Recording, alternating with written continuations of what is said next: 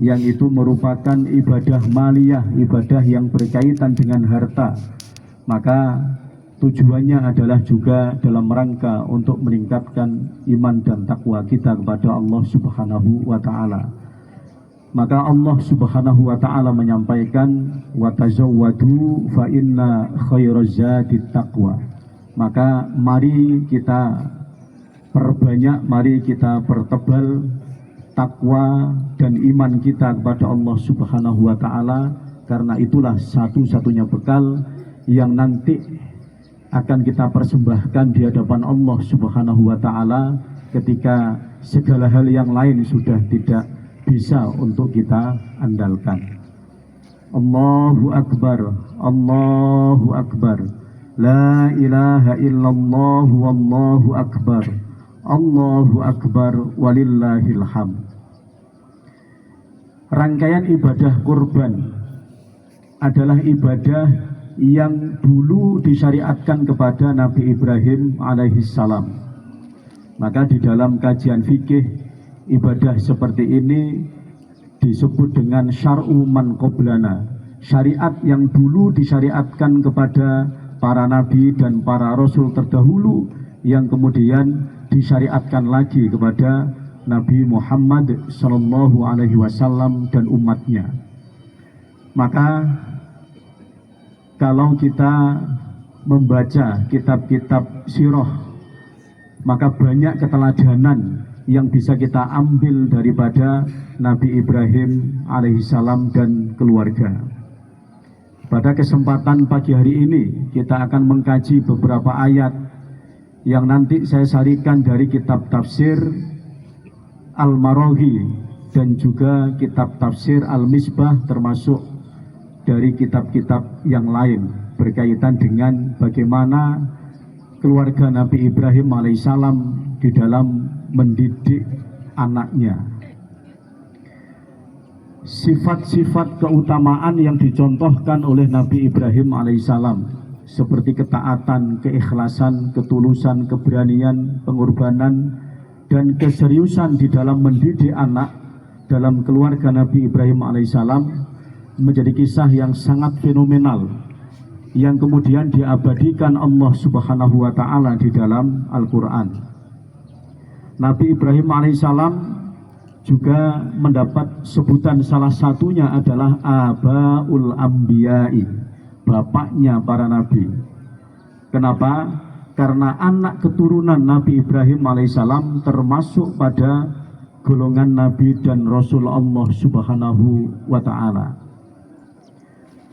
Ibu-ibu dan bapak-bapak jamaah sholat Idul Adha yang dirahmati Allah Subhanahu wa Ta'ala, tidak diketahui persis di dalam sekian banyak riwayat setelah dakwah Nabi Ibrahim alaihissalam ditentang oleh kaumnya yang ketika itu berada di negeri Ur, yaitu negeri Kaldania, yang berujung pada peristiwa pembakaran Nabi Ibrahim alaihissalam.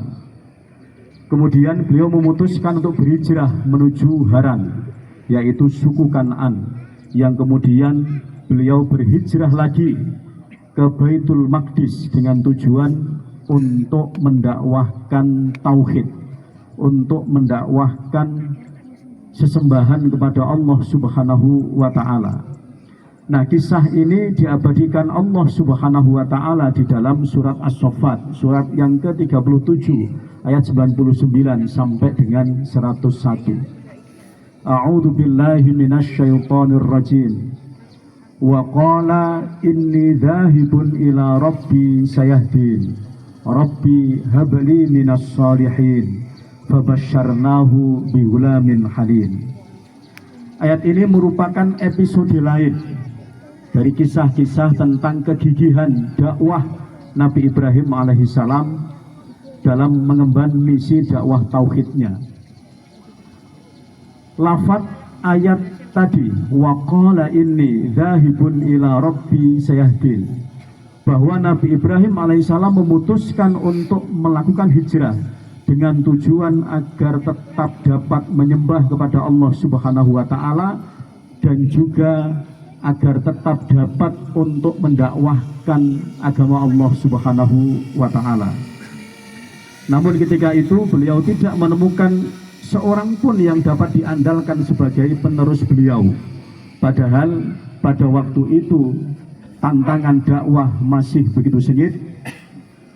Di samping itu Nabi Ibrahim alaihissalam belum juga dikaruniai anak oleh Allah Subhanahu wa Ta'ala.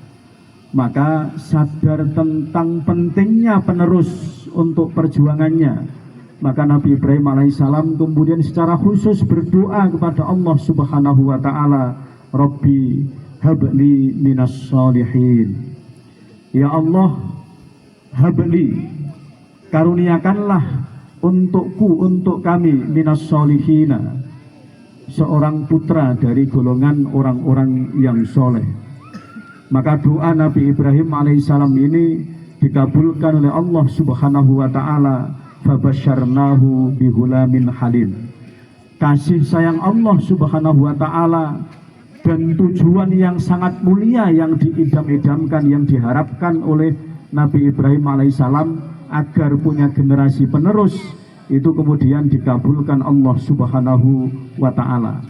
Hal ini memberikan penegasan bahwa kita sebagai orang tua yang sudah punya anak, yang sudah punya cucu, atau misalnya bapak ibu yang berprofesi sebagai pendidik, sebagai guru, maka mendidik itu memang harus dibarengi dengan doa sebagai bentuk keseriusan, sebagai bentuk kesungguhan dan ikhtiar kita bahwa kita betul-betul ingin memiliki generasi yang bisa melanjutkan kebaikan-kebaikan yang sudah kita rintis, yang sudah kita lakukan. Allahu Akbar, Allahu Akbar, la ilaha illallah wallahu akbar, Allahu Akbar walillahil hamd. Nah, ketika Allah Subhanahu wa Ta'ala mengabulkan doa Nabi Ibrahim alaihissalam, yang kemudian Nabi Ibrahim alaihissalam dikaruniakan seorang anak, ujian datang lagi kepada Nabi Ibrahim alaihissalam dan keluarga. Ketika anak si mata wayangnya itu telah beranjak remaja, Allah Subhanahu wa Ta'ala kemudian mengujinya untuk menyembelih putra kesayangannya tersebut, yang kemudian diabadikan Allah Subhanahu wa Ta'ala di dalam surat As-Saffat ayat yang ke-102. A'udzu billahi minasyaitonir rajim. Falamma balagha ma'ahu sa'ya qala ya bunayya inni ara fil manami anni adzbahuka fanzur madza tara. Qala ya abati if'al ma tu'mar satajiduni insyaallahu minas sabirin. Lafaz falamma balagha ma'ahu sa'ya, ketika Ismail alaihissalam itu sudah sampai kepada usia yang mampu untuk mandiri. Di dalam kitab tafsir Al-Maraghi diuraikan sudah beranjak dewasa. Kemudian di dalam kitab tafsir Al-Misbah diuraikan sekitar usia 13 tahun berdasarkan beberapa pendapat. Maka kemudian tiba-tiba Allah Subhanahu wa Ta'ala memerintahkan kepada Nabi Ibrahim alaihissalam, qala ya bunayya inni ara fil manami anni adzbahuka.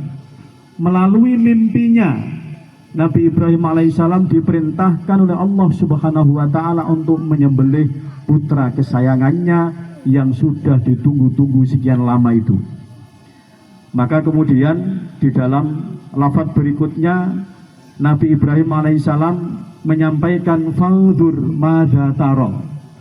Kalimat fanzur madza tara, bagaimanakah pendapatmu, ini merupakan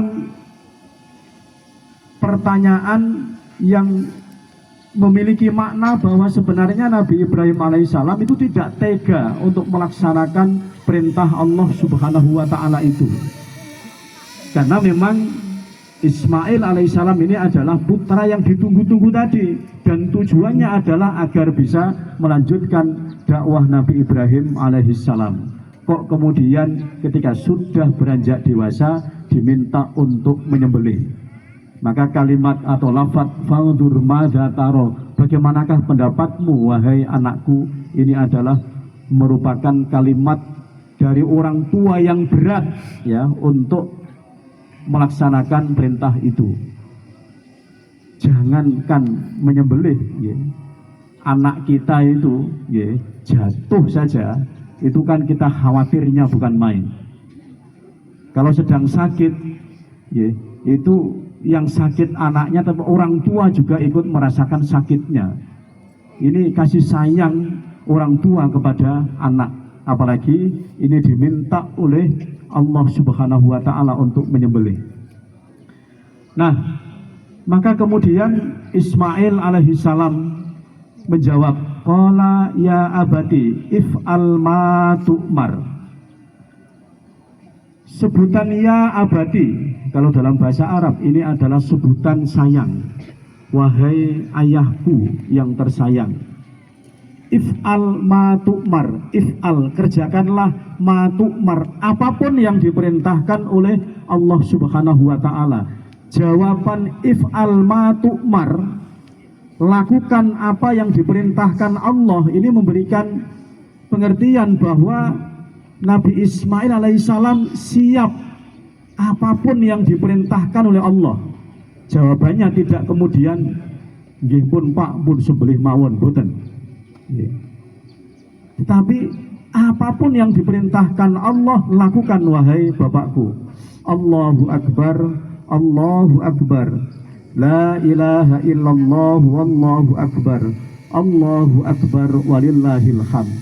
Maka itu adalah salah satu bukti bahwa Nabi Ismail alaihissalam adalah golongan daripada orang-orang soleh yang taat kepada Allah Subhanahu wa Ta'ala.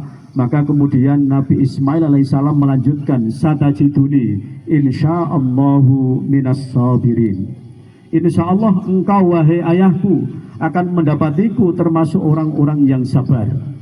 Nah, lanjutan jawaban Nabi Ismail alaihissalam dengan mengaitkan antara kesabarannya dengan kehendak Allah Subhanahu wa Ta'ala, yang kemudian menyebut terlebih dahulu kehendak Allah Subhanahu wa Ta'ala. Ini oleh para mufassir diuraikan bahwa hal ini menunjukkan betapa tinggi akhlak, perangai dan sopan santun sang anak kepada Allah Subhanahu wa Ta'ala.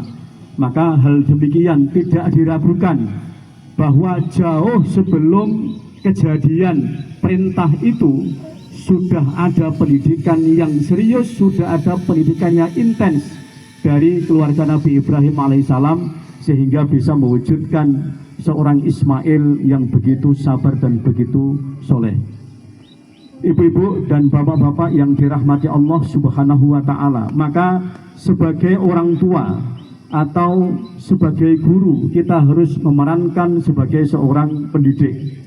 Ingat, kewajiban mendidik itu adalah kewajiban orang tua.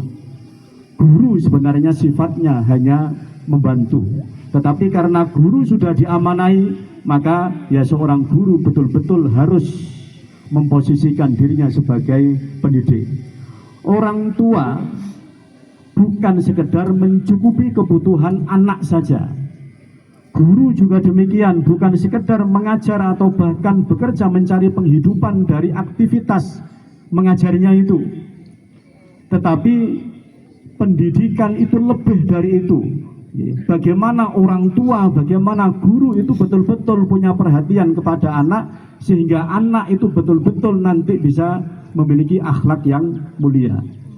Maka apapun profesi kita, Bapak Ibu sebagai orang tua, apapun mata pelajaran yang diampu oleh Bapak Ibu guru, maka sesungguhnya seluruhnya adalah ilmu dari Allah Subhanahu wa Ta'ala, yang ujungnya itu adalah dalam rangka untuk menjadi ketaatan kepada Allah Subhanahu wa Ta'ala. Allahu Akbar, Allahu Akbar, la ilaha illallah wallahu akbar, Allahu Akbar walillahil hamd.